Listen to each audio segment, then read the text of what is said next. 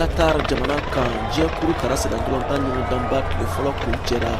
kunu alamisa novembre kalo tile 24 san 2022 o kɔrɔ jamana 32 minnu bɛ kɛnɛ kan u bɛ ɲɔgɔndan kelen tan jamana dɔw ye sebaya sɔrɔ dɔw ye filanin bin kɛ dɔw yɛrɛ ma se sɔrɔ farafina jamana 5 minnu bɛ kɛnɛ kan olu si ma se sɔrɔ fila Tunisie ani Maroc olu kelenna ye filanin bin de sɔrɔ u ka bɔliw la a tɔ saba Senegal, Cameroun ani Ghana olu kelenna cira an ka taa Bobo so Burkina Faso kaw fɛ yen VOA lasigiden Alidu Wedrago ka kuma barani na farafina senkɔrɔmandoba dɔw y'a yira ko baara ma ɲɛ farafina bolo Senegal yɛrɛ min tun jatelen don sengolatigi ye Wane ale bina a ka boko fɔlɔ la a digini do supporteru la Bobo so kɔnɔna na wani y'a ta Senegal tara Sénégal tun ka ɲi tun bɛ façon min kɛra tun ka ɲi mais a sera wagati dɔ la Sénégalkaw y'a ye k'a fɔ olu bɛ se ka gagner olu ka ballon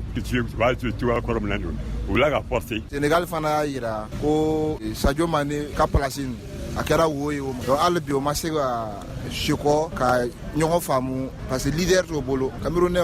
o ye ballon joué a tuma dɔ nana kɛ a kɛra comme o kun bɛ siran ka dɛsɛ Maroc ni Tunisie olu fana ye ballon joué mais bi ninnu kɛra o ma baara ye Ghana fana o y'o seko kɛ o kɔni ni penalty di comme arbitre o décidé bon an tɛ se ka kiti tigɛ arbitre kiti tigɛ ka ban pays africain no kɔni tiɲɛ yɛrɛ la an ka mɔgɔw lo mais o ka niveau ma se hali sini n'i y'a ye min kɛra Ghana kunun o ko entraîneur ka ko lo entraîneur fana ka vision fana n'anu fana sigi no kɛnɛma vision tɛ kelen ye quand on dit une équipe la entraîneur baara changement le bɛ équipe bugɔ entraîneur fana le bɛ équipe bugɔ ni ko nin bɛɛ yɛrɛ na ma bara mɔgɔ sira quoi équipe no o kɔni bɛ jouer performance ko lo quoi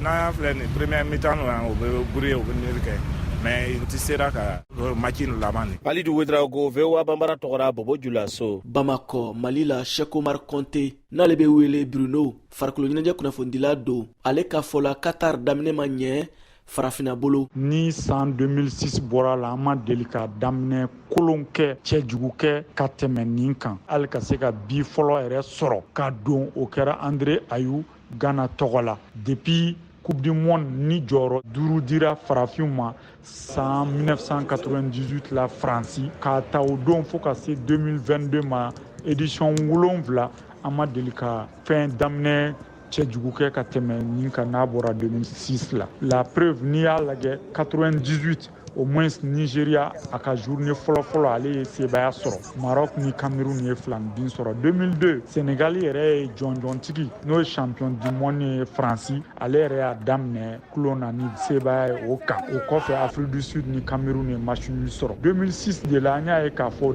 dasiko 4 filanin bin 1 n'o kɛra Tunisie de fɛ deuxième journée c'est très important parce que ni i cira nin na dɔrɔn o kuma o y'i taalen so il faut que i binen ka kɛ match nul ye pour que match sabanan na i ka se ka sebaya sɔrɔ cogo min na pour que au moins 4 points sur 6 que tu puisses vraiment terminer meilleur deuxième i sen bɛ tilancɛ de la kelen donna kelen ma don tiɲɛ don daminɛ gɛlɛra farafina bolo nka farafina jigi man kan ka tigɛ Cheikh Omar Konté Bruno hali ni ye ka premier match perdu o tɛ espoir perdu mɔgɔ la parce que san 2014 Algérie ka premier match perdu mais a sera ka qualifié ka taa 8e de finale la san 2010 c'est Afrique du Sud Espagne fana ka premier match perdu mais ale yɛrɛ tilala ka jɔnjɔn ta tugun o bɛɛ misaliya an bɛ se k'an sinsin min kan k'a fɔ minɛn da jɛngɛnna mais a ma bɔn fɔlɔ quoi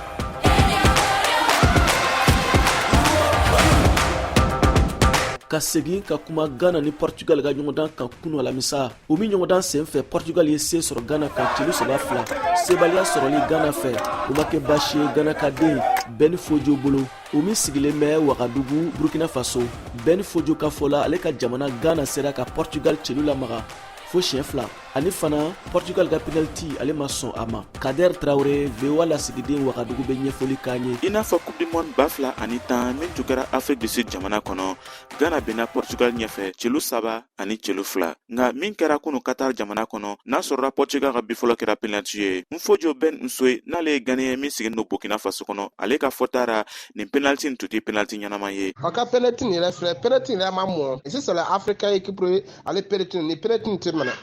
Ghana durant mais si c'est l'Afrique dans les pays comme Sénégal, Cameroun, Morocco, Wanama, Tunisia. Non, le doro tout la pénitence menaka doma. Wa ben fojo ka fotara Ghanéen manka nga décourager sabula oye ballon mintani o tuye ballon yanama ye o ya yira ko olu ni Portugal beye fanga kelene ye. Oyi bi kelen don Ghana la. Ghana nana abo akre wana na do flaka. Kana ke bi fla, bi saba. Ghana sraka bi fla ba kono ka 3 kele. C'est veut dire que oye doke. Quand tu vois les 2014 Coupe du monde Afrique du Sud, c'est même cas Ghana contre Portugal. Oye Ghana bo 2-1. C'est veut dire que différence chamate ochela amra ko guriela okwana Ghana bo mo oye doke. Ben fojo soye ka fotara ni Ghana otora atwa ni ballon nyonta akafisa obna sera kunkorota soro ni Coupe du monde na ni tuye ka de Traoré makanye kabo Wagadugu Burkina Faso. Alidu Wedrago Bobo Dioulasso Burkina Faso ani Siaka Traoré Bamako. Akame ntenena ta Novembre kalo ntlem wani segi samba fla